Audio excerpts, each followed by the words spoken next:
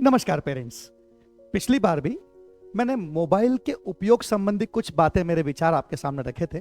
उसी के कंटिन्यूएशन में एक बात और मैं समझता हूं ये जरूरी है पेरेंट्स के साथ शेयर करना, कि हम डिसाइड करें कि हमारे बच्चों को मोबाइल का उपयोग किस काम के लिए करना चाहिए और किस काम के लिए नहीं।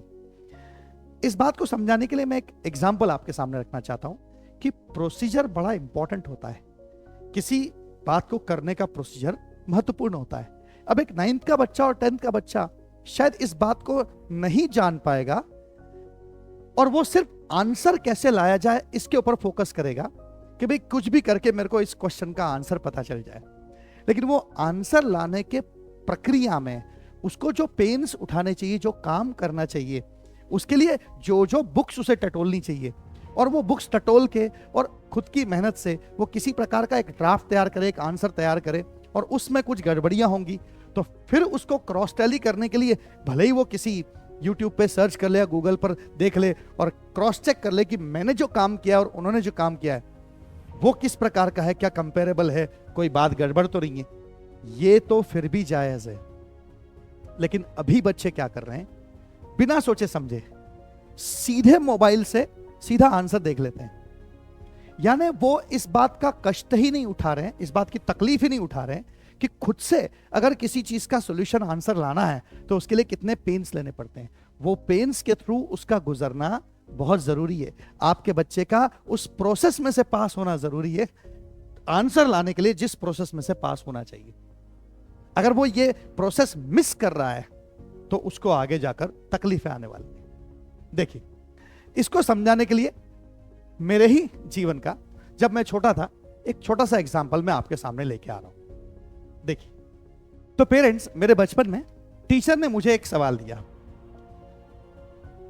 कि भाई 64 को 16 से डिवाइड करके आंसर लेकर आओ। अब पूरी क्लास में सबसे पहला आंसर मेरा आया, बिल्कुल करेक्ट आंसर आया 4, बिल्कुल सही। और मैं टीचर के पास कॉपी दिखाने ले गया और जैसे ही कॉपी टीचर के सामने रखी, टीचर ने कहा हाथ आगे करो। सचिन, ये क्या किया है तुमने? और उन्होंने अपनी फुटपट्टी, वो लकड़ी की स्केल होती थी, वो उठाई और एक चटाक हाथ पर जमा दी। सही आंसर लाने के बावजूद मुझे मार पड़ी। तब टीचर ने मुझे समझाया कि ये क्या पागलपन कर रहे हो, मैंने क्या किया था। 6 से 6 काट दिए, आंसर आ गया 4। फिर टीचर ने समझाया कि बेटा, सिर्फ आंसर लाने से मतलब नहीं है, प्रोसीजर भी उतना इंपॉर्टेंट है। अगर तू इसी तरीके से 56/16 सॉल्व करेगा तो सेम सही आंसर नहीं ला पाएगा, क्योंकि प्रोसीजर तेरा इंपॉर्टेंट है, प्रोसीजर को फॉलो कर। समझे आप इस बात को? तो पेरेंट्स, अगर सही प्रोसीजर फॉलो नहीं हो, बच्चा अगर क्वेश्चन के आंसर को जानने के लिए खुद से अपनी तरफ से, चाहे वो गलत आंसर प्रकार निकाले, चाहे वो फेल हो जाए, सॉल्यूशन नहीं निकाल पाए उस पर्टिकुलर क्वेश्चन का, तो भी उसका वो फेलियर भी इंपॉर्टेंट है, ताकि उसको सीख मिले कि इसमें काम कैसे किया जाता है, कैसे सोचा जाता है।